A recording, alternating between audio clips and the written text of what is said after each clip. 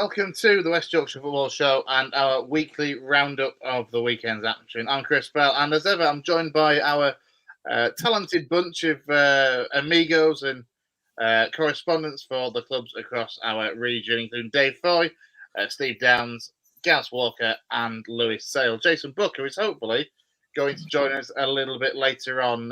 First things first, the hot topic. Did anybody watch the Super Bowl? No. He just nicked my intro here. He just nicked it. I was going to come on and say, is this the West Yorkshire American Football Show? I can't believe it, Chris. Get out, HR manager. Disgusting, that. I'm not happy with this. I mean, it's no surprise, Dave, that you didn't. Steve did, I know, to a point, because me, Steve, Jay, and Gaz were briefly chatting about the Super Bowl until I think Usher turned up, and then that was the cue for most to switch off, I think. Lewis, did you not fancy it now? No, I had work in the morning and woke up to 104 messages in the group chat from you lads, so I think I caught all of it well just reading the comments from you guys. Let's get back to proper matters in hand then, and proper football. And we'll start with Stephen Downs and Huddersfield Town. And Steve, what happened at halftime? The group chat was going mental. We were all like, what a result this will be. And then, to be fair, Southampton remembered what they were meant to be doing and actually got on with playing football. Yeah, I was going mental at Emily, but a bit more on that later with Dave. I couldn't believe my eyes. And that's impossible because obviously I'm blind. So, you know, Lou, I can't believe you just said that. No, in terms of the game, 2-0 up, unbelievable scoreline. I mean, I just couldn't believe it. I expected, well, we said last week, didn't we, that, you know, anything lower than a 4-0 defeat would have been Worthy would have done well. And then they came out after half time. They showed the quality. There's a few bad errors in there defensive wise. I think the first goal is, Lee Nichols could have come and caught it, decided to punch it, and the lads just hit an unbelievable shot. No goalkeeper in the world saving that. I don't care who you are. And then obviously they got the second one very quickly after that. We went back in front with, one of the flukiest goals I've seen for quite a long time. Matos hits it from about 20 yards out, bounces off somebody's leg and drops over the keeper's head. And then Southampton put the pressure on. I think we make a couple of substitutions, which have definitely been talked about, sort of changed the game, really. They brought a couple of their bench on, and it's miles stronger than ours. And, they wrapped up the points in the last sort of 10 minutes or so. So disappointing, to always lose a 2-0 lead. But by God, the lads put effort in, and nobody can say that they didn't. And the scoreline was far better than what I was ever hoping or dreaming it to be honest. Yeah, I think it was far better than a lot of people, whether they were of a town persuasion or not, were necessarily expecting. I'd say, it's one of those. To be 2-0 is disappointing. To lose that 2-0 lead at halftime is disappointing. But ultimately, the performance levels and the attacking flair seems to be, coming out a little bit more under Jonathan Worthington, of course, in caretaker charge. With that 4-0 the week before, to go to Southampton with no fear and do what they did for such a long period in the game, even when they were 3-2 up, it's got to be reassuring, heartening, and something you can take from that. Chris, we've scored 7 goals in the last 2 games. We didn't do that once under Darren Moore in 23. I'm not going to come up on here after, go after Darren Moore again, but it just shows you when you set up a team to go out and attack. I mean, people say about the formation and that on Saturday. I think it probably bemused Southampton, to be honest, because they didn't really know what we were going to do. And they, didn't turn up really in the first sort of half, and we took advantage of that. And that's why in the Championship, any team can beat any team. We had if we'd have had a bit more composure, some of the ricochets would have come off for us better.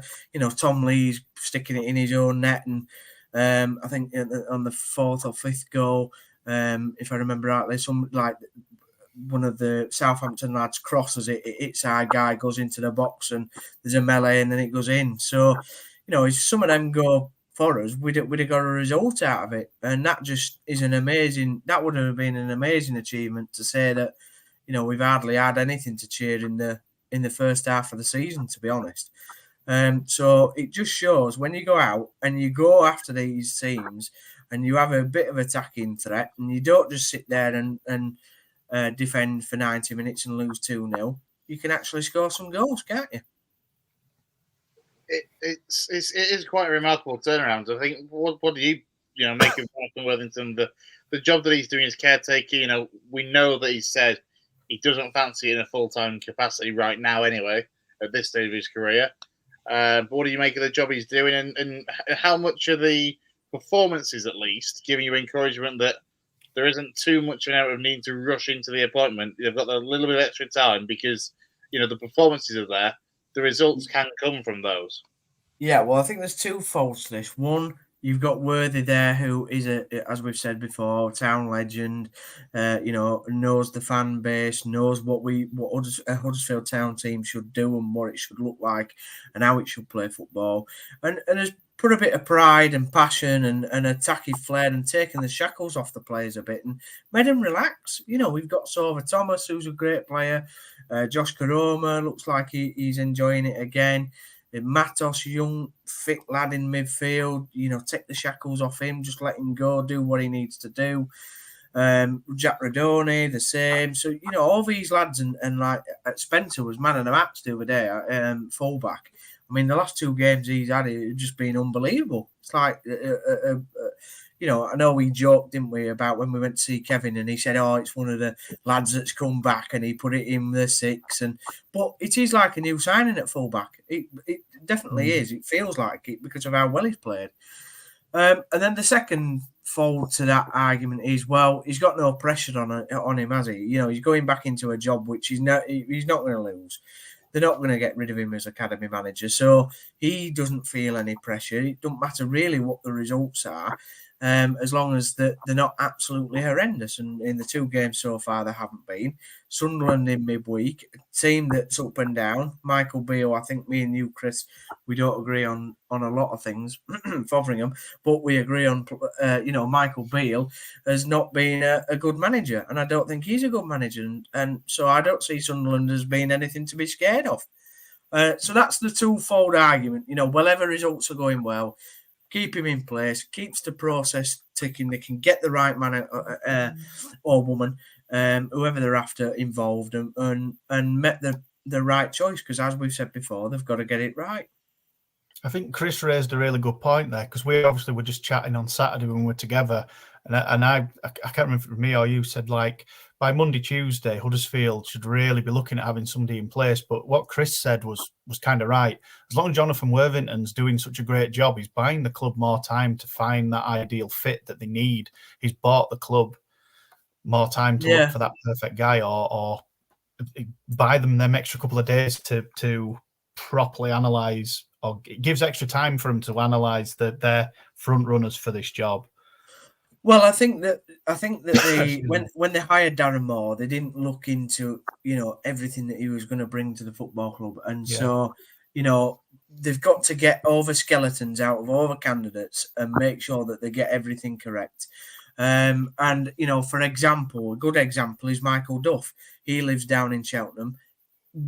I think, and I know me, Chris and Jay had a bit of a chat last night on the WhatsApp group saying, is it important that your manager lives in the area or near the team that you're managing? I think it is.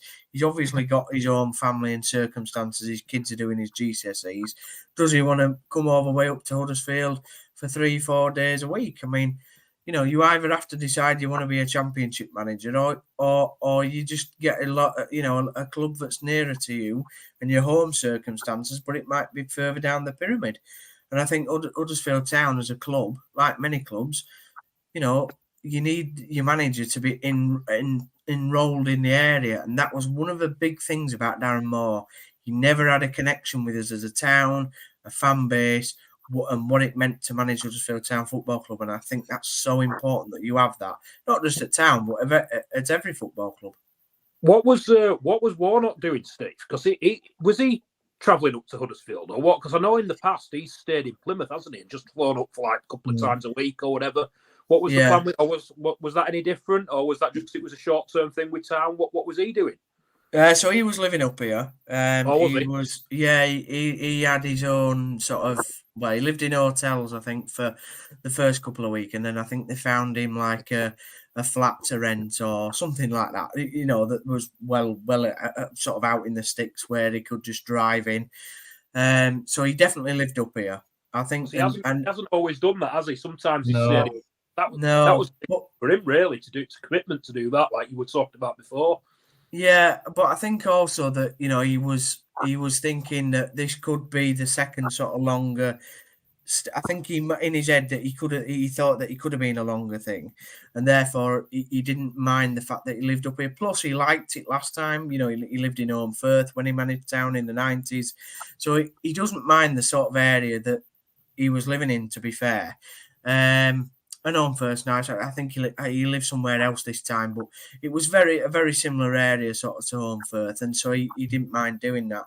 But I don't know exactly what Darren Moore did, because I don't know whereabouts he lives. I mean, who knows? He could have been travelling from the Midlands for all I know. He's the Midlands, definitely. I don't know whether he was travelling up, obviously, to Huddersfield every day, but he's definitely based in the Midlands area.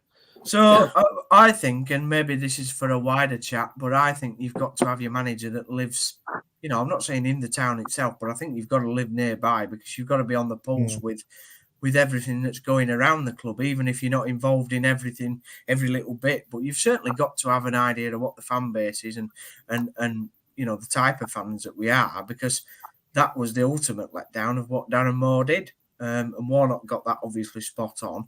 Wagner got it straight away, and he said that all the players had to live within 20 miles of the club, half an hour drive. So, you know, I think that works better. And if Michael Duff isn't wanting to commit himself, then I'm sorry, you're not the right person for Huddersfield Town, in my opinion. I agree. He said they all had to live within a certain distance. I think it works. I'm going to come back to in particular Huddersfield in a second, because Ian's asked another question. It's more to you, Gaz, which is where does Alexander live? Now, the one thing I do know is that when I know Rochdale, I think, went to kind of to speak to him after they had sacked Robbie Stockdale at the start, early on in last season. And at the time, he was still living up in Scotland. Obviously, since then, they've taken the MK Johns job and then the Bradford job. So it's one of those, even at Bradford, you can't imagine that Graham Alexander lives particularly local. He'll have roots down here somewhere, but you wouldn't think it'd be particularly local to Bradford. So presumably, with his family being Scotland-based after his longest stint at Motherwell, that it's plausible that he, you know, could be hoteling or flat renting around here, Gaz. Yeah, I've no idea. Obviously, he spent a large part of his career in the Northwest, didn't he, with Burnley and Preston. Yeah. Started, I believe, with Luton early in his career, and then obviously he's like you say, if he's been based in Motherwell recently or up in Scotland, there is a chance that he could be travelling. I don't know. I honestly don't know. He was at Salford as well, wasn't he? So there's a chance he could have a base somewhere in the Northwest. But whether his permanent residence is in Scotland, I don't know.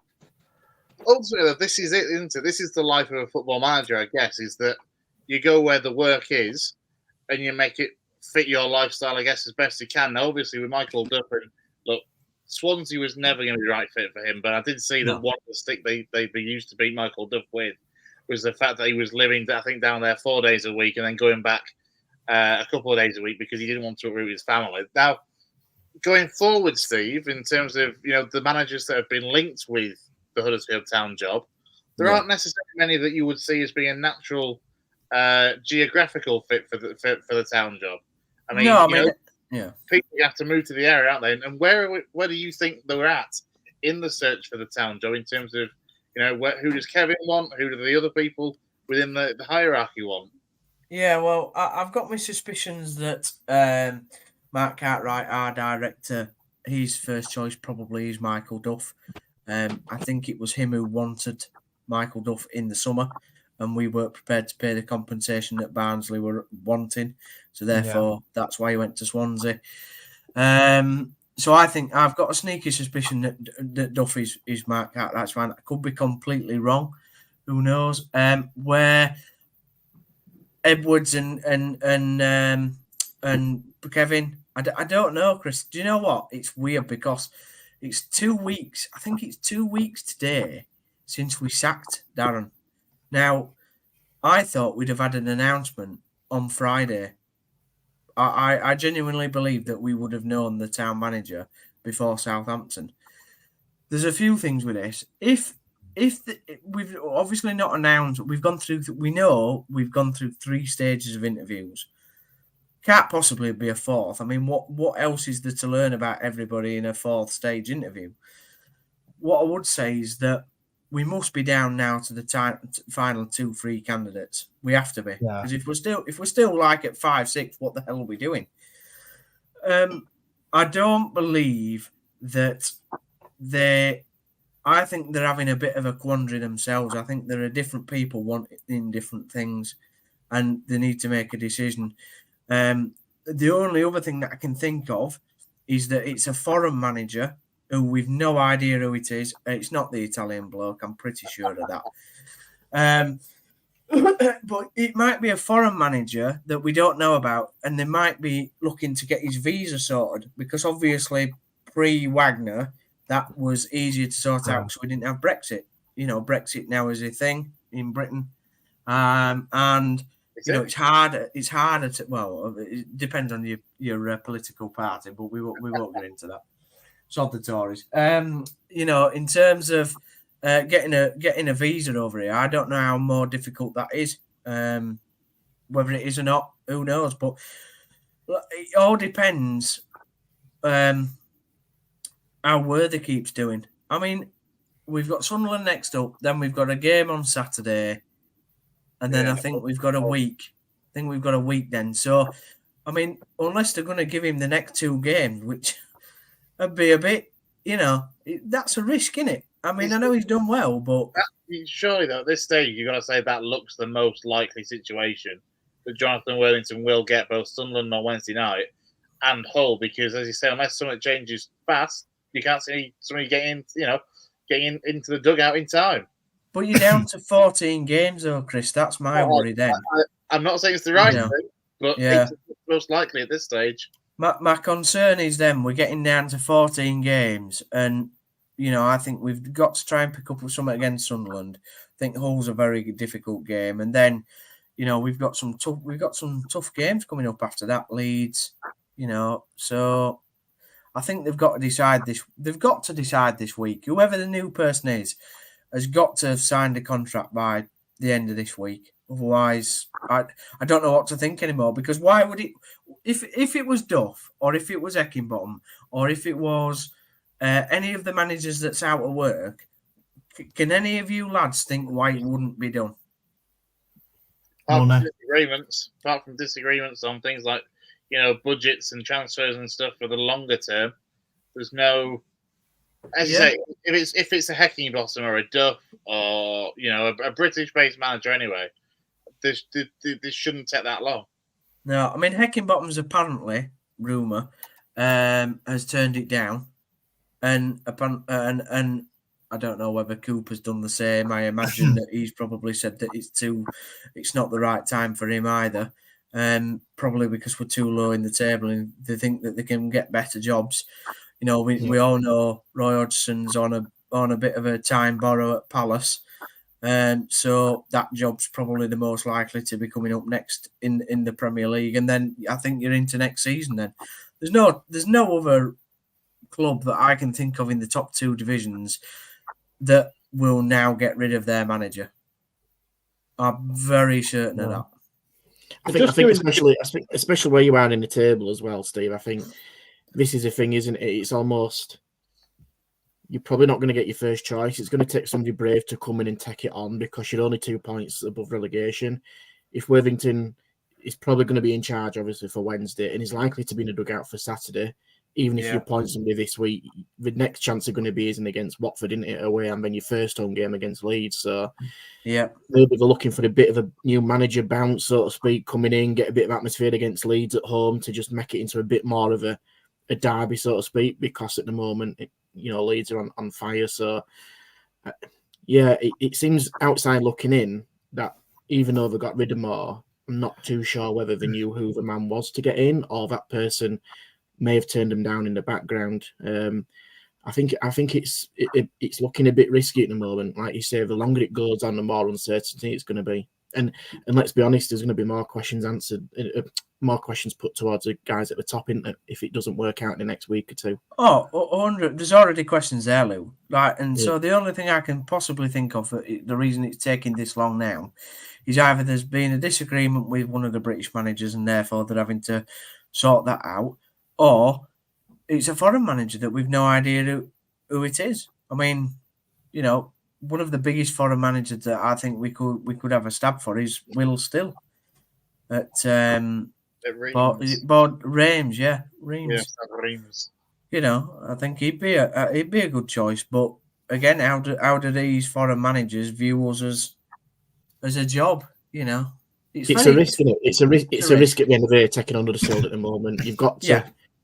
I think this is a thing, isn't it? You've got to be quite tough and resilient to take on that job, and either expect to make yourself look a bit of a hero and keep you guys up, or you may be getting yourself back on, back in the job centre, so to speak, and pushing for the job somewhere else next year, just in case, to get your name back out there. I mean, it's fair to say the bookies don't seem to have a clue. As you know, we often say that we don't seem to know too much, but as it is, Michael Duff is still the favourite, 10 to 11. Paolo Bianco, you can briefly touch on that in a second, but he's the second favourite, 2 to 1. Then Worthington at 6 to 1, Heckingbottom 6 to 1, Alex Neil, David Wagner, John Musinho, John Dahl Thomas, and Mark Hughes all 16 to 1. Just before we finish on Huddersfield and look to the game midweek, this Paolo Bianco malarkey, I've seen various different things about it. Some people saying that claim to be making it up and ask Sky Bet and they've run with it. I've seen other people saying no, it's a legitimate thing. He's interested. Come on, what's your take on this, Steve? Paolo Bianco, who the hell is it? Well, from my understanding, he was a Juventus analyst, and he's had one stint as manager before, which didn't go particularly well. Yeah, wasn't it? You what? I think he was in Modern Era or something. Series yeah, C. Modern Era? I don't know how you say it, but yeah, it didn't go particularly well. I think it's a made-up rumour, and there has been a few of these so far where somebody's tagged Sky Bet or one of the betting companies in, and they've automatically just put it on their betting list, and it's turned out to be wrong. I've seen other people at other clubs do it before, and it makes a right mockery of the bookies because they've just no idea, have they? Like back in the day, you would have some sort of inside information because they'd ring the local journo up, and they'd say, right, who should we expect? Who's in the frame? Because the local journalist would know. Obviously, that doesn't happen now, and social media is awash with rumour, speculation, and absolute rubbish. So I don't think he's in it. I mean, I'll be shocked if it's him. Fast forward this time next week when you got Paolo Bianco holding up a down scale. If that happens, I mean, that's the biggest risk I think the club's ever taken. I mean, Wagner were a risk, but he were a risk worth taking. I don't know if this chap's risk worth taking, but I don't see it being true. No, not for me. How long did you say it's been, Steve? 2 weeks? He was sacked 2 weeks ago, Gaz, yeah? They're just taking the leaf out of Ryan Sparks' book. 6 weeks, due diligence, going for a manager that's not even been sacked yet. That's what he's doing. Well, this is the other thing, Gaz. Like, the way could they be? Well, I'd love that, to be honest. Could they be like sorting compensation out with another club? But God knows. I mean, you talked about, I don't know which one it was, but somebody talked about the guy at Barrow, with it, Pete Wild. I mean, I'm going to bring Tilly as well because Jay says join us. And whilst we're on this topic of Huddersfield Town managers, has it been announced? Has Wayne been announced? Can somebody kick him off again? If Wayne Rooney gets the Huddersfield Town job, Jay is just going to combust. I am. If Rooney gets the Huddersfield Town job, I don't think I'll wave to appear on this podcast while he's manager. Because I won't be able to look at Jay's smug little smiling face. It'll be a glorious day. Always a Glorious silver. day. So yeah. Come on then, midweek, as we say, Sunderland at home. Now, Sunderland have actually turned a bit of a corner after going, I think, 7 games it was for them without a win for Michael Beale. It's now unbeaten in 3-2 wins and a draw in their last 3 games, Steve. So, as much as it to say it, Michael Beale might have turned things around slightly, even though I don't rate him at all. No, I don't rate him at all. But, you know, yes, they've turned a little bit of a corner, but that doesn't mean to say that they'll turn up on Wednesday. No, we're not having Mark Hughes. No, we're not having Mark Hughes. I don't think he likes that idea, Ian. Sorry, go on, Steve. So why can't we beat Sunderland? You know, what we're at home. If we attack like we did against Southampton, I don't think there's anything to fear there. I think they definitely have off days. Me and my dad's already worked out how to beat Sunderland. You stop Ballard at corners, you put Matos on Bellingham and don't let him roam, and you put Spencer on Jack Clark and tell him to, you know, absolutely crunch him in the first 5 minutes, and then he won't come near you. You know, so to me, that's how you beat Sunderland. They're the 3 big threats, and they're what we need to look out for.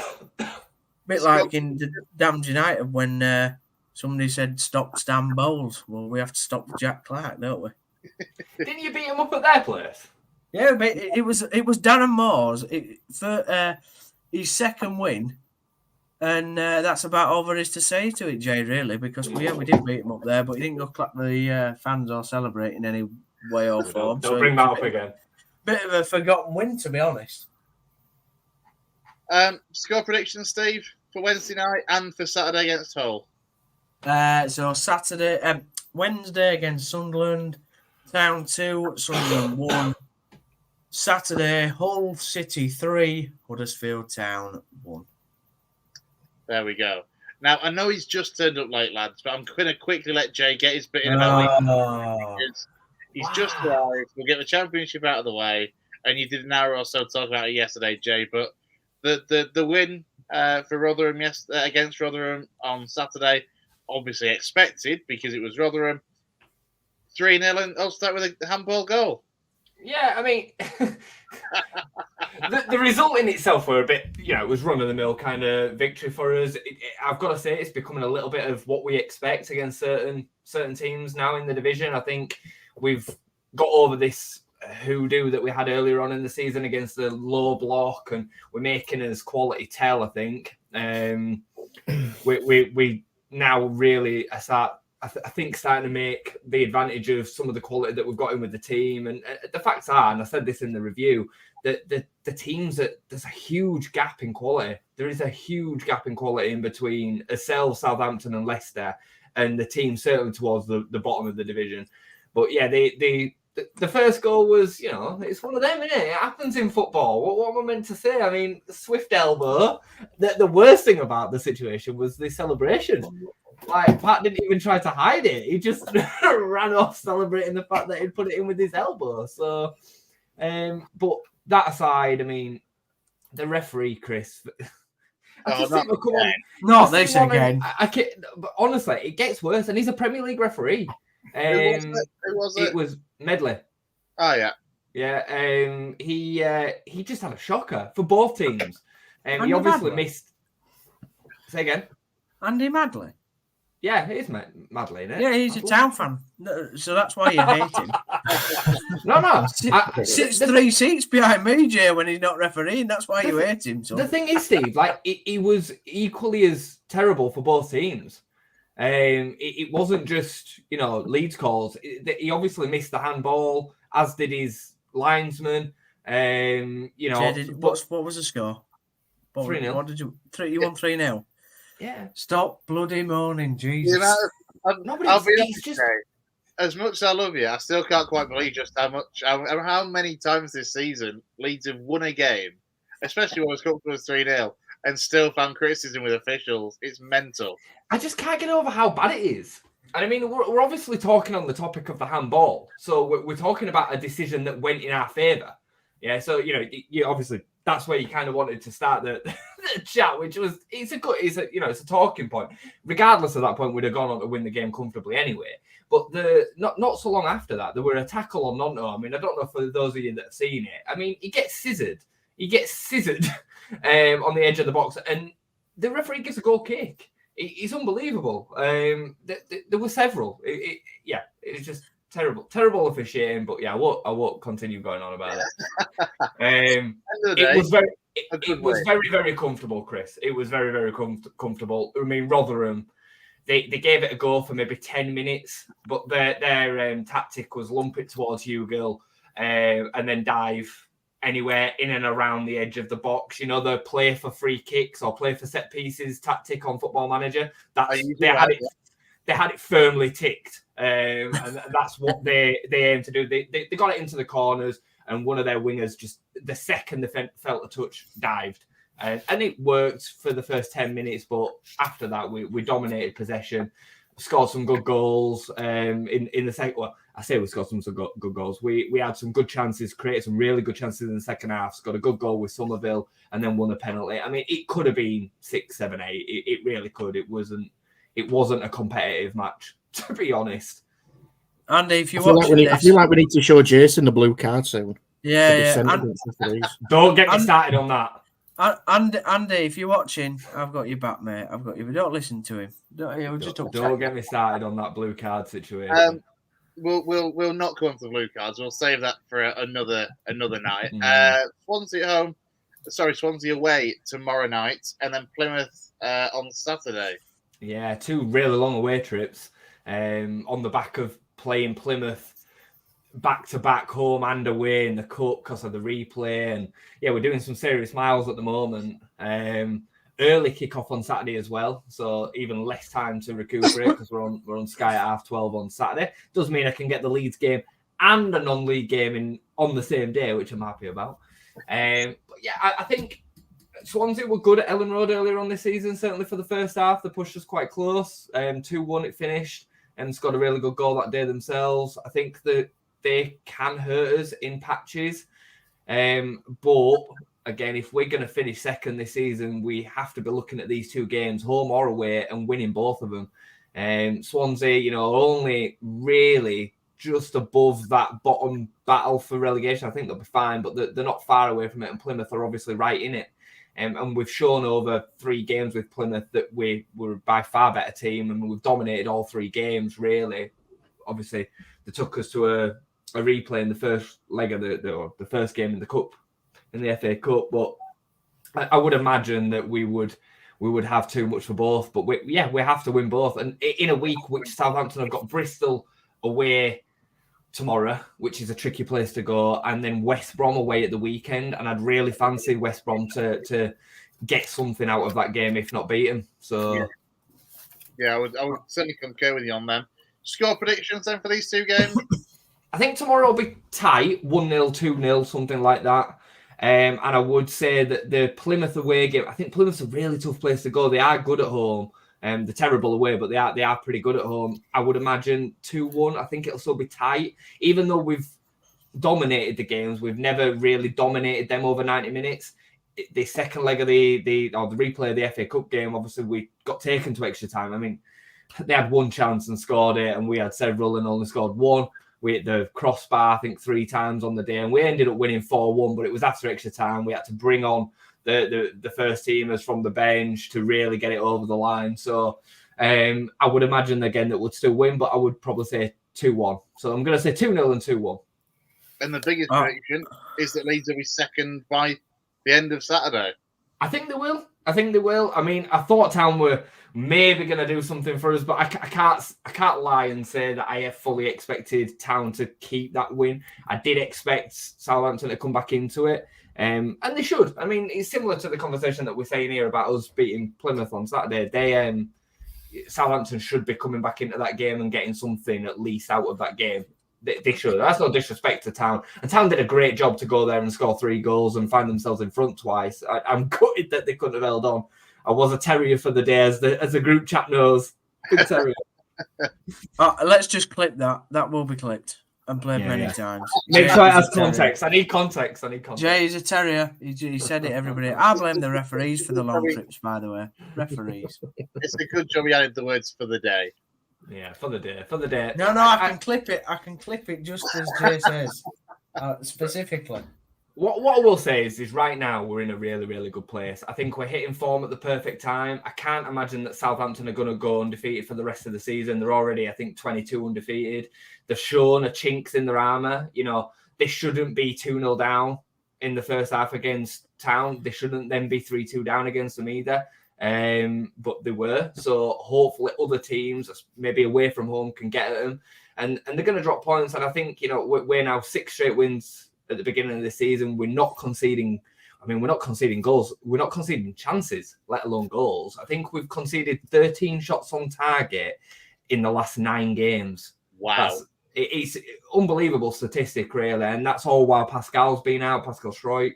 Ampadu's come into the back line and made us look better. Groyev's come into the midfield and made us look better. So, and the squad rotation starting to really fall in place nicely as well. Dan James has come out injured, who's arguably been his best player this season. Nonto's come in and now taken his chance, where he's not for the rest of the previously this season. Just things are clicking nicely. Pat's looking fit and strong for the first time in years. It's clicking really nicely, mate. Really, really nicely. I think we're hitting the crescendo just at the right time. I don't know if it's true, but did I hear the stat that apparently you guys are the only EFL team to not dropped a point at home or something as well? We're the only EFL team to not lost at home. Not lost at home. And us, Man City and Liverpool are the only ones in the country to have not lost at home this season. I mean, I said this on the review, but considering how bad our home form was last season, I mean, it got to the point where me and Brownie were like, don't think we're going to see us win again at home. It felt worse at home than it did away. We kind of suited being away more. And Daniel Farke's come in this season, and bar the Cardiff game, the first game of the season, which we nearly ended up losing, the unbeaten run right on the first game of the season. It took a 94th minute equaliser from Somerville to keep us to get us a point that day. We've not really ever looked like losing at home. We've just not. There's not been a game where I thought, yeah, you know, we were lucky to get away with that. Apart from that Cardiff game, we've had a few tests here and there, but ultimately we've always looked in control. Yeah. And the thing is, if I want a Leicester or Southampton, you'd be going up automatically this season, without a doubt. Yeah, I think this championship season is like no other championship season that we've ever seen. We were talking about this the other day, and it's never been done in history that the three relegated teams have then been re-promoted, and it's only happened 5 times in history that 2 of the 3 relegated teams have gone back up. So 5 times out of 27 championship seasons, that's 2 have gone up out of the 3, and it's never happened that all 3 have. Really, we're in a situation where whoever misses out and finishes in the playoffs should go up through the playoffs, but it's a lottery. We know at that stage that it's a lottery. Yeah. In any other championship season, and I include Ipswich in this as well, the top 2 would be running away with it. They'd be completely and utterly running away with it. The third place team would be miles behind, but it's like a season like no other. The strength of them 3 teams, Leicester, Leeds and Southampton, is huge in comparison, because none of the teams that were going back and forward came down. You know, Burnley or Sheffield United, I know them 2 have gone up, but you know what I'm saying, or Norwich or West Brom, these teams that go back and forward between the divisions. I mean, Forest, Bournemouth, and who were the other third promoted team? Fulham? No, season before. Forest. Brentford. No, it wasn't Brentford. Fulham, Bournemouth, and Forest, I think it was, wasn't it? It was Fulham, wasn't it? Yeah, because we got in the playoffs. Yeah, it was Fulham under Scott Parker, wasn't it? And then he went to Bournemouth. Yeah. Or the other way around. Anyway, yeah, none of them came back down. And I think that is where you're seeing this huge difference. I mean, Leicester and Southampton are both massively established Premier League clubs, especially Leicester, given Premier League title only a few years ago, FA Cup not so long ago. So to have them in the Championship with the pool that they have and the players that they kept hold of, you see that this team is far beyond the Bielsa 11 in terms of quality. I'm not saying that they play better football. I don't want to get into that chat, but they are far beyond that team in terms of quality, miles ahead of it. It's funny that you mentioned they all have Premier League quality when not too long ago, all 3 examples you've given were also third division sides for various reasons. Leicester have had a dalliance down there. Southampton did what 2-3 years. We all know Leeds. Yeah. How long were Leeds down? 5-6 seasons? 4? Leeds were in League 1 3 seasons. We got promoted in the third. Yeah. But Leicester and Southampton were all there together. We were all there. We crossed paths actually in League 1. I mean, Southampton under Nigel Atkins. I mean, geez, that team was unbelievable. That's what I've said before, though. That League 1 season where you had Brighton and people like that in as well was an unbelievable. But I can't wait till what was it, 29th of May, playoff final, and Leeds lose to Borough. Be brilliant. It could happen. It could happen. I mean, I'm not teams that go undefeated at home do not do playoffs. They go up automatically. To be fair, as blunt as that is, they go up. Lou, it's not happening though. They're going to get in the playoffs and they're going to crap themselves again, like they did against Watford. It'll be great. It's a bit of a wonderful day. Listen, I mean, anything can happen. WhatsApp group that day. Anything can happen in the playoffs. Joking aside for a minute, anything can happen in the playoffs. But I don't for a second subscribe to this kind of mindset that, we've not done well in it before, so we're going to lose in it. The fact is, we've won a lot of semi-finals to get to finals. And then you crapped yourself. Well, we've not done particularly well in. I think it's 3 finals we've lost in. You've had football. You've had football diarrhea, Jay. You've crapped yourself and not won the final. The thing is, it's a one-off. It's a one-off game. League 1. I'd calm yourself here, Sunshine. What? All I'm saying is, he says that anything can happen in the playoffs. I agree. Town went up through 3 playoff finals without scoring a goal. Anything possible. I agree. This team is not the same. I made this point in the review that this team is not the same. It's not even the same kind of team. With the likes of, ain't it, mate? Ain't it just? With the likes of Gio and Somerville, you've got players that I think would thrive in their moments. You've got players that would actually really thrive on the stage of taking Leeds up in a playoff final. So I just don't see it being the same. I would fully back us to go on and win the playoffs. Anything can happen, but I would fully back us to go on and win it. But I think Dave makes a great point about the 3 teams. We're saying being established Premier League clubs and being in League 1 over the last 20 years. It's an unbelievable story, really, when you think about it. And it shows you how quickly football can change. Yeah, absolutely. Let's, excuse me, let's move on to another fallen giant, Gaz, in Bradford City. Giant. Look, you went to Hollywood Wrexham, and I remember, hearing you speak about wouldn't it be typically Bradford to go there and win, given the run that you'd been on before that, and you only went and bloody did it.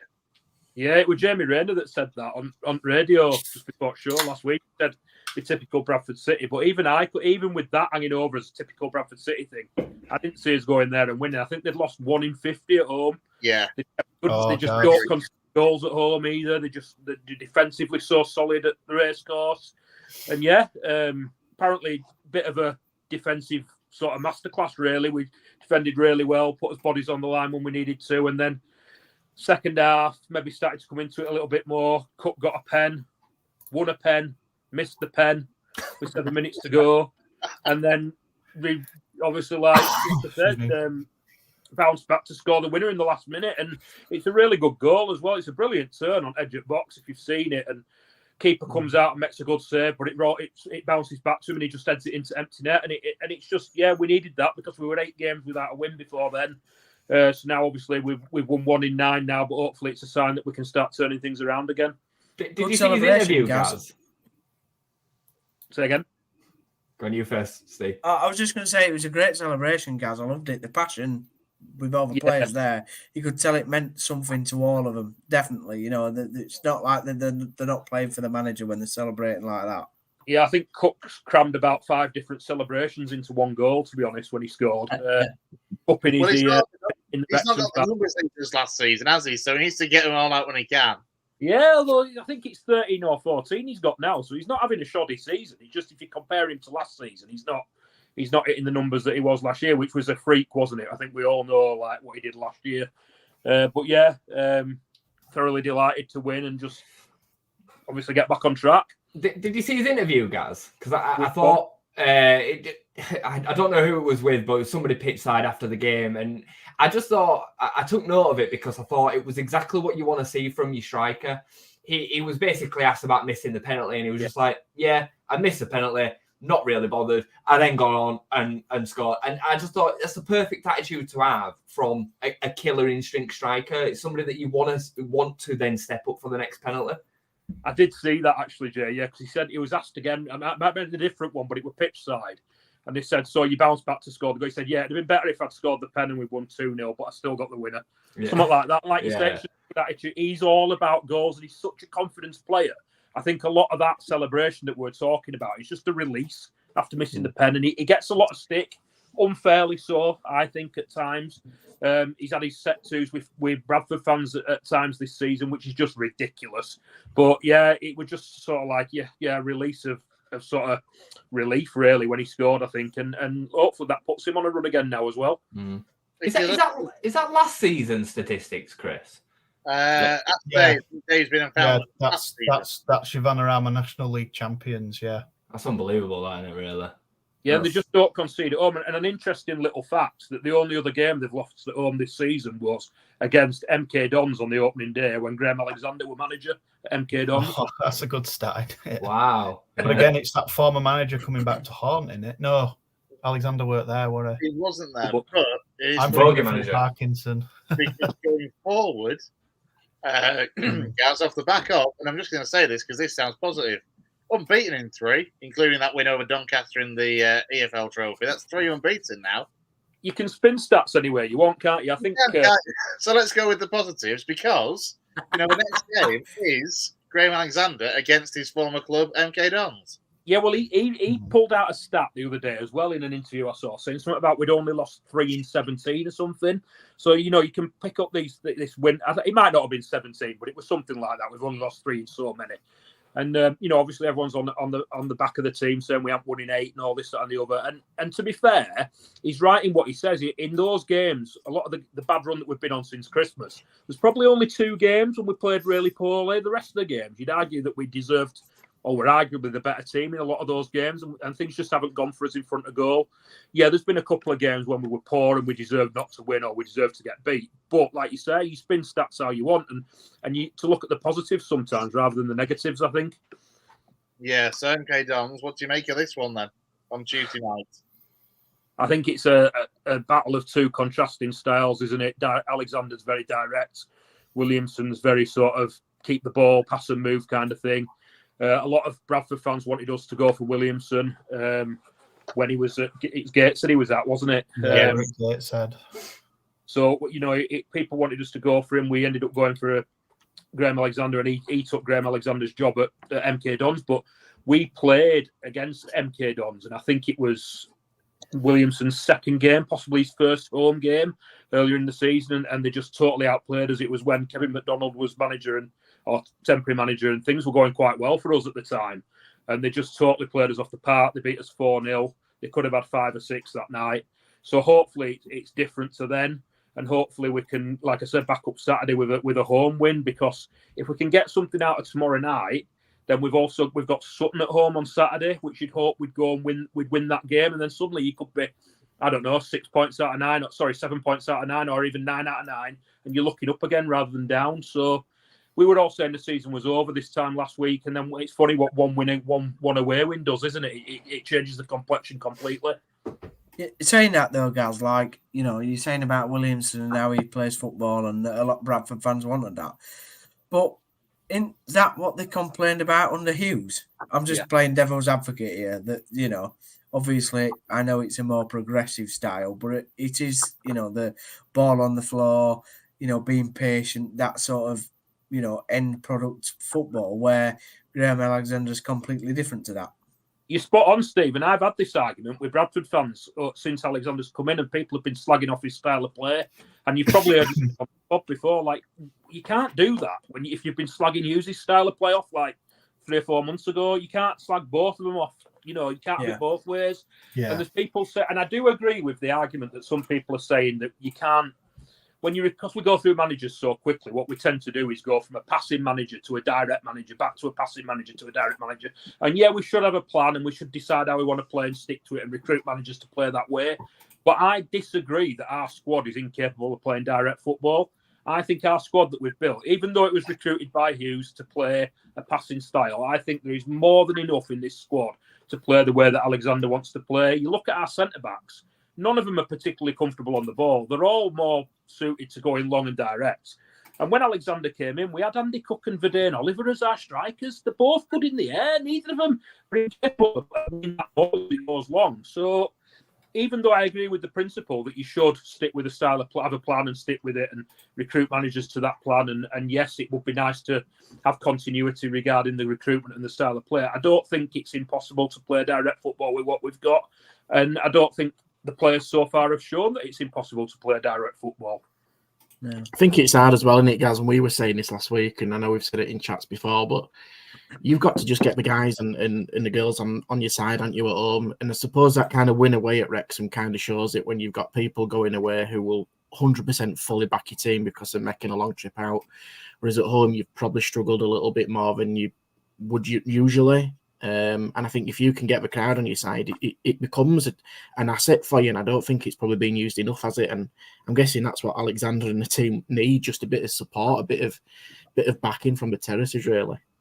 Yeah, and you'll all know, like even from watching Bradford from afar, like Valley Parade can become toxic very quickly. It can be a great place to play, but it can be an awful place to play. And we've had it when other managers have been in, but you've had fans sort of having a go at each other. You've had the northwest corner chanting at the cop. You know, our fans are this, our fans are that, our fans are other, and you don't want that. You want them focusing on the team and encouraging the team. And you're right, those that go away are more likely to do that, I think. I mean, I tried to get a ticket for Wrexham, but because I had enough points, but because I was so slow off the mark, I didn't get one. So they'd sold out really quickly, and you could see the celebrate in the background when Cook scored. You could see the celebrations from the fans, and they are very passionate, and they do deserve more. And maybe playing away from home has helped us at times. We had a really good away record last season under Mark Hughes, better than our home one. But you'll all know, you've got to sort your home form out if you want to do anything in any division. And it needs to improve. Our performances and our record at Valley Parade have just been terrible over the last 2 or 3 years, really. Nothing that would convince you that we were capable of going up, put it that way. It needs sorting out. I used to have a mate a long time ago who was a Man City fan, and he was speaking similar to what you guys were talking about before when Man City dropped down to the third tier. And he was talking about how it's got very similar to it is at Bradford. It could get toxic very quickly. And the only way that they sort of overcame that was just going hell for leather in the first 10, 15 minutes of games, just getting the crowd on side really early doors, and then, sort of building on that. So I don't know what you guys think of that for clubs that have been down to the third tier. I think probably before the other guys chip in, and probably Jay will know, and Steve as well, but sometimes even a win at home, sometimes it goes for something, does it? They want the perfect performance. They want the old style Newcastle United entertainers where it's going to be 4-3 and edge off your kind of bums off your seats. But it's all about winning, isn't it? If you scrap a 1-0 and it comes off your backside, you've won a game. It honestly baffles me why some people just I've seen it, haven't you? Honestly, what you hear and what you see is just beyond belief. When you put in half decent performance and you're still getting criticised and you've won a game, I'm like, you've won the game. Be happy you've got the 3 points. Start of play only becomes the problem when you're losing, doesn't it? If you're winning games, nobody cares about what. 100%, mate. For me, this style of play conversation, it's a modern day fad, isn't it? It's a bit of a nice kind of thing for people to talk about. And I think the further up the ladder you go, the more important it is. But down, like when we had Dennis Wise and Gus Poyet in League One as an example, the football was turgid. It was really, really poor. And we had some good players at that level. We had some really, really good players. But the facts are, what Dennis Wise did really well was he created a us against the world mentality, and he had the fans and the players all buying in and singing into the same kind of tune. That season that we had minus 15 points, we knocked out 5 wins back to back and we were on 0 before anybody knew about it. And that isn't done by a style of play. That was done by winning the minds of the players and the fans. We went into it with that season, and Dennis Wise left after maybe, I think it was 3 or 4 months. I think it was something like that. And Gary Mack took the rest of the season. But the facts are, we went into that season with the mentality that we're going to show them all. We're going to show everybody. And the fans had it. We were absolutely relentless. You talk about that first 10, 15 minutes. The atmospheres that we created week in, week out to take that that point deficit away, and then go on to actually we'd have won the league easily that season with the point if we'd have had the 15 points added. We ended up finishing in the playoffs. Talking about the playoffs, we ended up losing them. But the point is that we overcome all adversity that season through everything up here, having everybody galvanized and going at the same target, I guess. So I honestly, it creates. Sorry, guys. Jay, I'm exactly the same. I think it's so underrated getting your home fans on your side, getting us against them mentality at home. I really do, and I think sometimes people really underestimate that, and it needs to be used a lot more for teams to be successful. Gaz has said it there. Bradford City's own form is costing them going up. It's as simple as that. The reason it doesn't happen, Lou, is that the whole club is not in tune with what actually that looks like. Rajazani got it so wrong over the last couple of years. He thought that coming onto Twitter and kind of having this connection with us by telling us things was a good thing. That's not what we're after. Whereas we hope now I mentioned it to you the other week about having you starting to show the training videos and showing them having a bit of fun. Now, I'm guessing that this is a Danny Whitaker thing. I'm guessing this has come from either Tom or Danny, but they're trying to reconnect everything together. They're trying to allow people to express themselves and have fun and enjoy what they're doing. Because I'm telling you, no matter what you do, whether it's playing a game of football or going to work or whatever, if you are uptight and worried and stressed about what you're doing, you're going to give a bad performance. It's as simple. It's just like we are at work, and it's exactly the same situation, same synergies you had at work, aren't you? If you're up against it and you're not feeling 100%, you're not going to put a good shift in. And 100%. It's the same in football. If you've got everybody behind you and you've got the support of people, you're probably going to go that extra 1% for everything. The thing for me is you look back, when we were in League One with Leeds, Brighton, Southampton, back in 2009-10 when it was an amazing League One, we all played the same way. Like no team, I think, played the football that you see now the top teams in League One playing, like your Portsmouth and your Bolton. I mean, they're playing football that's far above anything that we did back then. I think that's how football's changed, and that's why you get fans at even lower league level now wanting that style of play and thinking it's important. I mean, we went up and we drew about 20 of our games under Lee Clark, and it was Simon Grayson that got us up, and we didn't play good football under Simon Grayson. But you talk about that crowd mentality, and that's what happened under Wagner. He came in, changed the whole ethos of the training ground, the whole mantra of the stadium staff. I mean, he'd go in every day and, get them on side. And then when it came to match days, we'd absolutely muller teams in the first 15 minutes, ruin their game plan, settle into ours. And even though the scorelines were never like we go out and batter teams like Leeds are doing now, 3-4-1, 5-1, we'd win 2-1. But you'd think, we beat teams like Derby and teams like that we should never have beaten them with the amount of money that they were paying at the time. But the reason we won them games is through sheer effort, quality, and the ability to get people on side and create the atmosphere. No limits mantra, and you go into every game, and as soon as we took the lead, I very rarely thought we were going to lose a game. Very rarely, because it just created that whole. It was like a wave of just the whole season from beginning to end was just like a wave of we're not going to lose.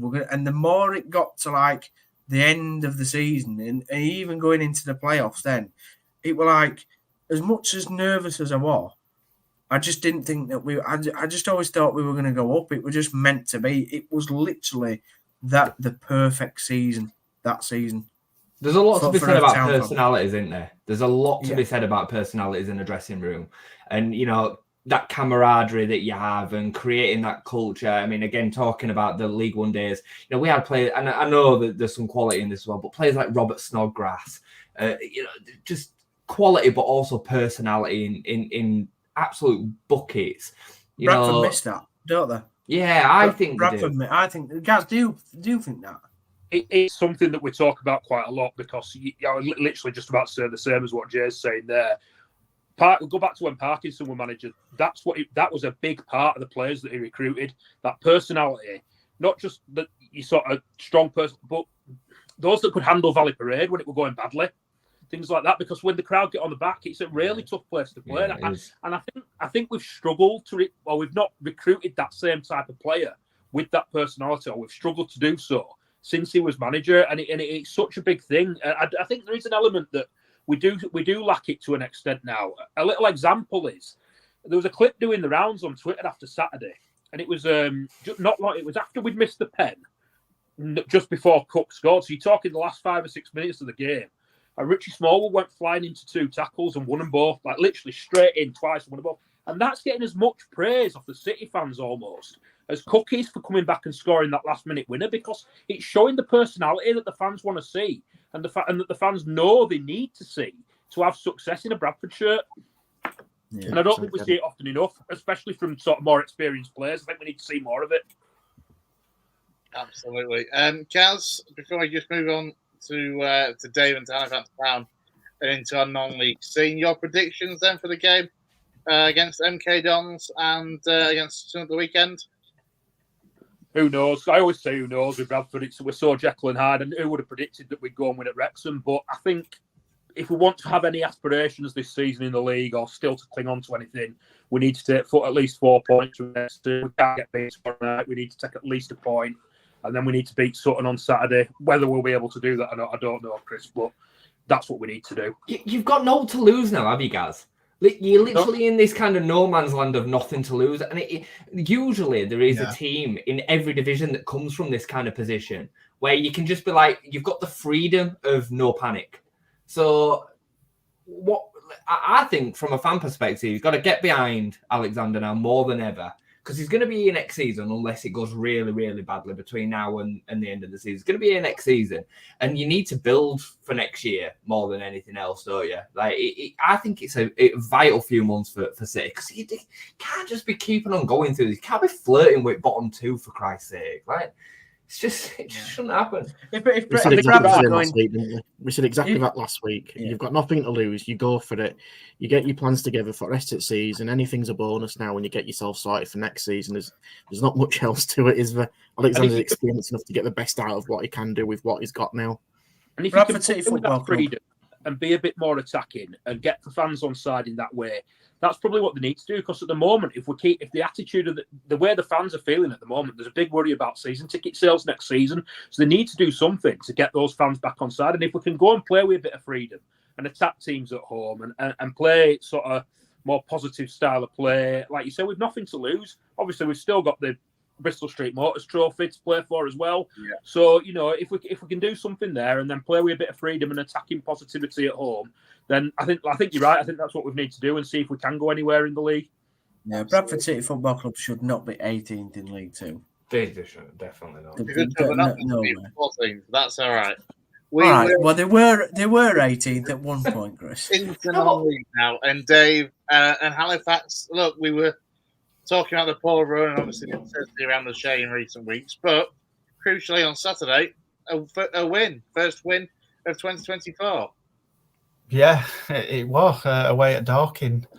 Few things that changed was we scored after 4 minutes, and I mean the next earliest goal we've scored all season were Rob Harker at Rochdale away, and that were in the 22nd minute. Our earliest goal this season at home is the 26th. So, when you talk about a team that now has 0 goal difference, 37 scored, 37 against, it's, that's the kind of team we are. But Chris Millington spoke after the 3-1 defeat on Tuesday against Solihull about, I can't remember if he said he did it at half-time and we're already 2-0 down, or he implemented it at the beginning of the game. He said, we're going to try a different formation now. And this touches upon what Jason's just said about Bradford. Like, we're in the middle of the table. At the time, I mean, we've sort of got back in there.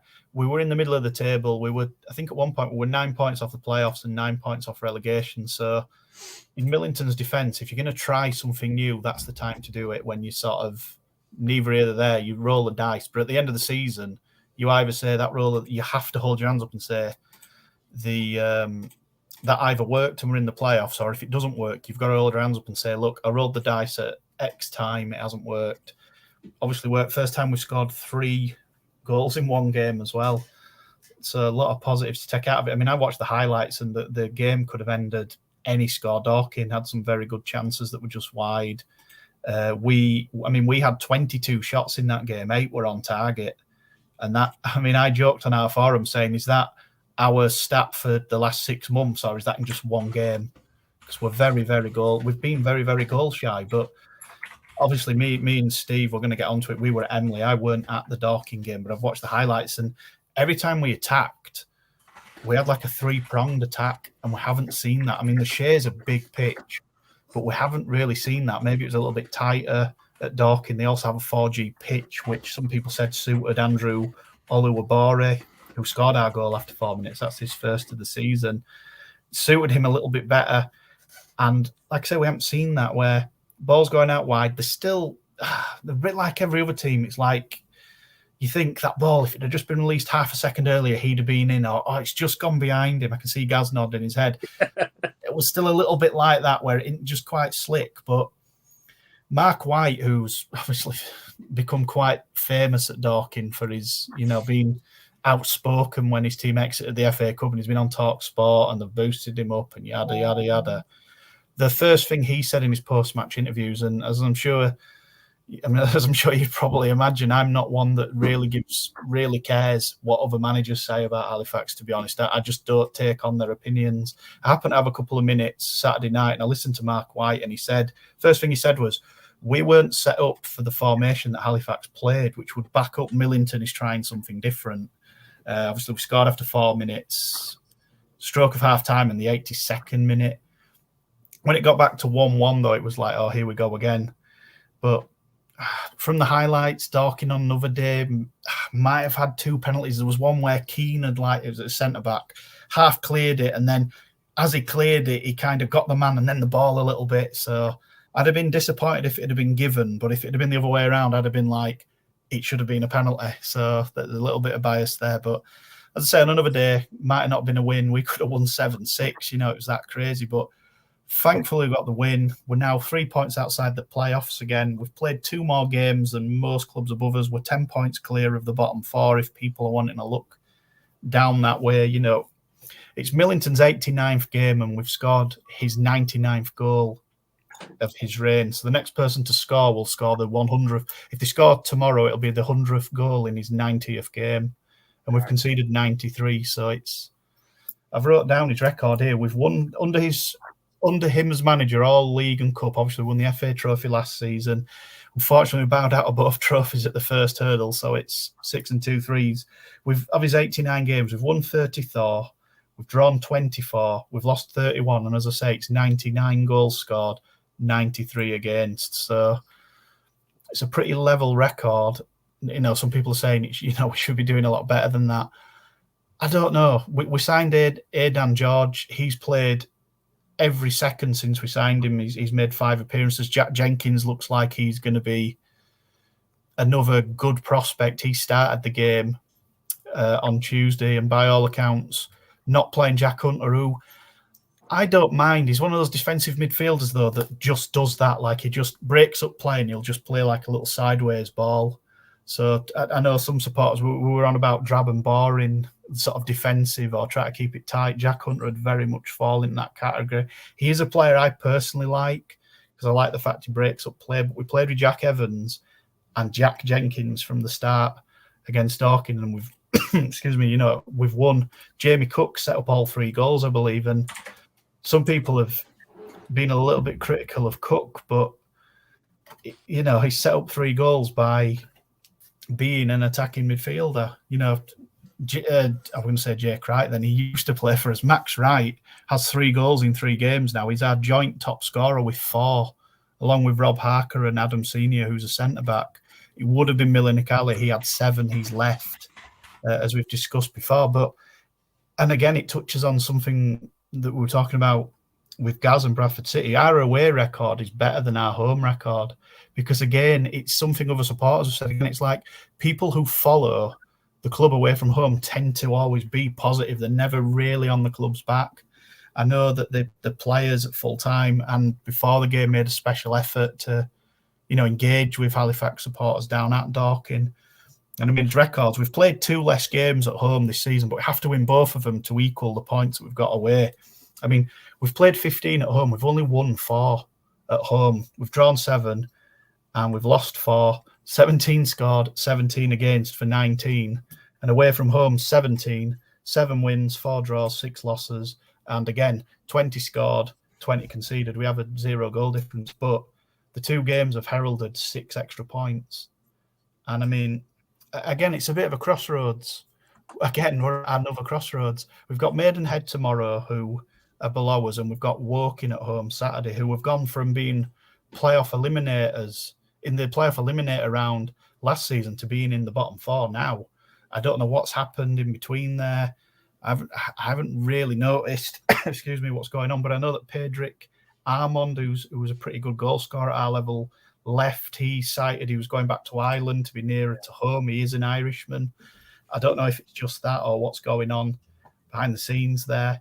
But if we're serious, if Halifax Town and Chris Millington are serious about trying to get into that top 7, we have to target 6 points in his next 2 home games, because a week Tuesday we have a free hit because we've got Chesterfield at home, who were champions elect. I think they need another 6-7 wins, and that's the title wrapped up. They're 19 points clear of, I think, Bromley, who was second, and they've got 2 games in hand on them as well.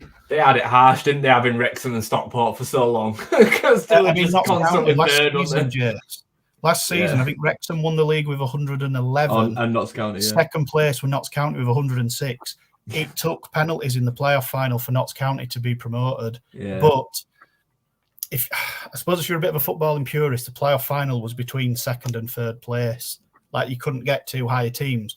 But I think Chesterfield got 81 that season. They finished 20-odd points behind Notts County, and it went to penalties. Yeah. They needed to win a penalty shootout. And is his name John Bostock? He used to be at John Bostock, Spurs and Palace. Yeah, he decided to do a little Panenka. I've seen it. Yeah, I remember. Did he miss or did he? Yeah, he missed it, didn't he? He missed, he still won.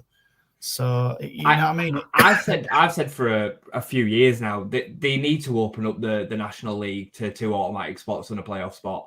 I mean, I know this has been banged around for a while, but it's changed. It's just another division of the Football League as the National League. There's so much quality at the top. I mean, look at what Stockport have gone on to do. Look at where Wrexham and Notts County are falling. I mean, I know that they are, one-off kind of examples, if you like, of them being able to progress through. But there's others as well, isn't there, in the National League? I'm going to say it's not one-off now, though, is it? When you look at Salford and Fleetwood, they're not one-offs now. They're not one-offs now at all. And the same goes in League Two. Being able to finish 3rd bottom and be so far away from the rest of the division, it shouldn't be like that, really. There should be the jeopardy for 3 teams down there, because I've seen this in League Two for the last few years now.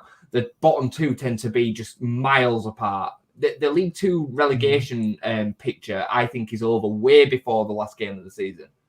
From what I certainly has been the last half decade at the very least. Yeah. You've had at least one team down for maybe 4 or 5 weeks. Yeah. Who's the next Chesterfield in that division, Dave? Like, you Stockport, Wrexham, Salford, Notts County, now Chesterfield. Are Oldham going to be the next one? Yeah, it's going to be Oldham, or it'll be Southend, because I think Southend have sorted it. Southend, when they were in inverted commas, and I know I've done it on the show before, in trouble, they were never in trouble. They get 6,000-7,000 every week. They were never going to get wound up. Their court hearings just got adjourned until they sorted themselves out. The next one will be Oldham or Southend. But since they've got sorted off the pitch, is actually they've hit a very rocky period on the pitch. Yeah, that's true, isn't it? Actually, when they were kind of getting themselves sorted, and things doing a little bit to pot on the pitch. Before we kind of move on, because we want to try and wrap up by 9 o'clock, if possible. Dave and Steve, you guys were at Emley. If you haven't seen it already, there is an away days video for Dave and Steve's. It was, I think, both of your first trips to Emley. Yeah. Fantastic 10-minute video that they have produced. Thank you, sir. If you get a chance to watch it. But just give us a quick rundown before we go into the rest of non-league of how the day was. It was an FA Vase tie. Yeah. So Emley played Wickham FC. up in Not the that northeast. Yeah, You not are, sorry? that one. No, not Wycombe Wanderers, which Dave kindly pointed out on the video. Go check it out.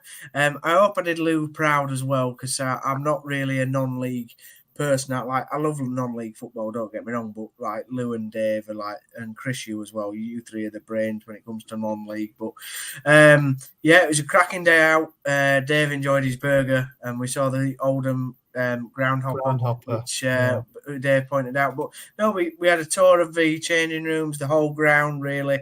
Absolutely fantastic by Ash, the bar guy, and you know, it was just the whole club is just a really well run family club. They don't go above the budgets, and it was a great game, wasn't it, Dave? I thought it was, you know, the whole atmosphere, and you know, Wycombe brought a lot down. I just thought it was a really good day out, to be honest. Really enjoyed it. Yeah, I mean, the first half, Lou and Chris, as you say, have had a bit more exposure to non-league. It was a typical, almost non-league first half and a cup game, obviously, the Vase, as we said. Both teams were trying to sort of feel one another out. Nobody had any real clear-cut chances. So it was a bit hit neither here nor there. I think there was just one tame effort from Emily in the first half that was even on target. You know, and I was sort of saying to Steve, this is a little bit typical of how non-league football is sometimes. It can be a little bit like that. But second half, especially when Emily brought on Tom Haig in the middle of the field, he's somebody I know who was captain at Brighouse Town last season. I think they went with an extra man in midfield, and they did it at 0-0. As soon as he come on, Emily were building a bit of momentum already anyway.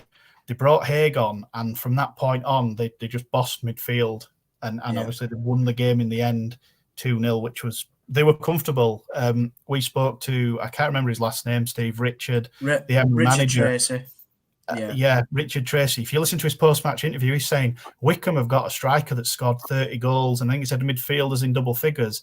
And I said to him off air, once we'd wrapped up, I said, they didn't have one meaningful shot on target. And I think the closest they had was like a low whipping cross to the near post that Emily's diminutive goalkeeper, who they tried to bully all game but weren't having any of it, just gathered at his near post. Because I had to say it, like I was so shocked that they had a 30-goal striker and Emily reduced them to pretty much nothing.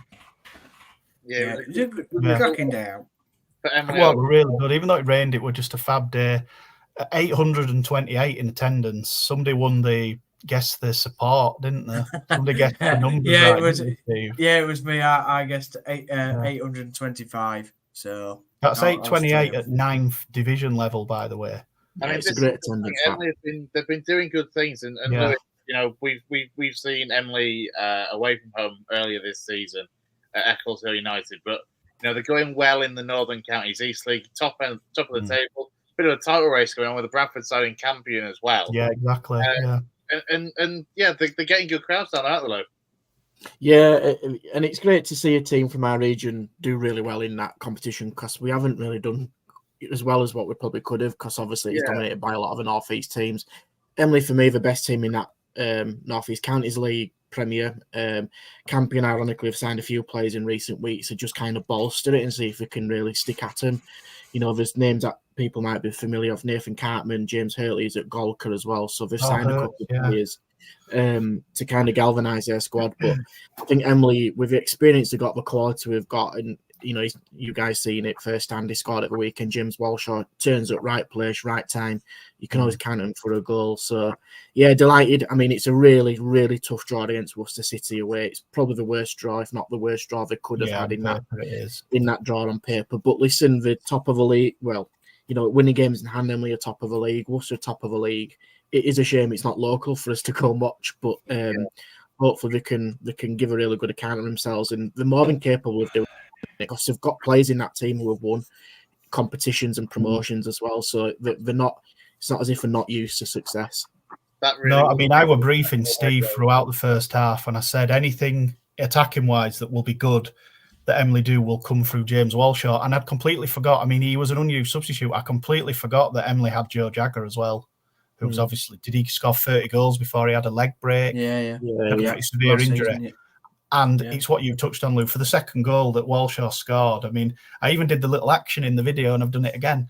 He did a very cute little flick, or the way that he moved his foot when he had the ball. He essentially put it round the defender, run round the other side, one-on-one with the goalie, always going to score, and did so. But it was that just little cute flick round, and that's 39 years of experience just rolled into one little move there that won Emily that game. Yeah, to be fair, I remember watching Wally about 13, 14 years ago when he was at Guiseley, and yeah, superb for Guiseley there. And he got his chance at full-time football as well, because from Guiseley he went on to Darlington, but it didn't work out for him in the full-time game for too long, sadly. But absolute non-league stalwart around our parts. Just want to bump up a division or two into the Northern Premier League, and I mean, there's a bit of a pattern here, mate, because this is 2 games in a row that you haven't been to be able to get to Breath Park Avenue games, and they've won them both. Who saw that? Victory, I better not go Saturday. Yeah, two good away wins. Ironically, what we were saying to Gaz earlier about the home crowds, sometimes the Horsefall crowd can sometimes get on the backs, and the young players who just need a bit of support. Away from home, they get it. They might not be there in numbers, but a really good, solid win away at Workington.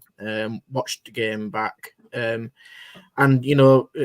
Kieran Lavelle, who's on loan from Barnsley, 20 years old, has made a few good saves. But it was just nice to be clinical and keep a clean sheet. That's exactly what you want. It's a perfect away performance, isn't it?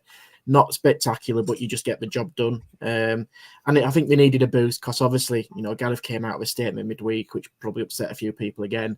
But it's good to get, consecutive wins on the bounce. And again, that just, a little bit of light at the end of a tunnel still there. And teams in and around us are not picking up the victories where we have in the past 2 weeks. So listen, there's a massive amount of work to do to just stay away from relegation.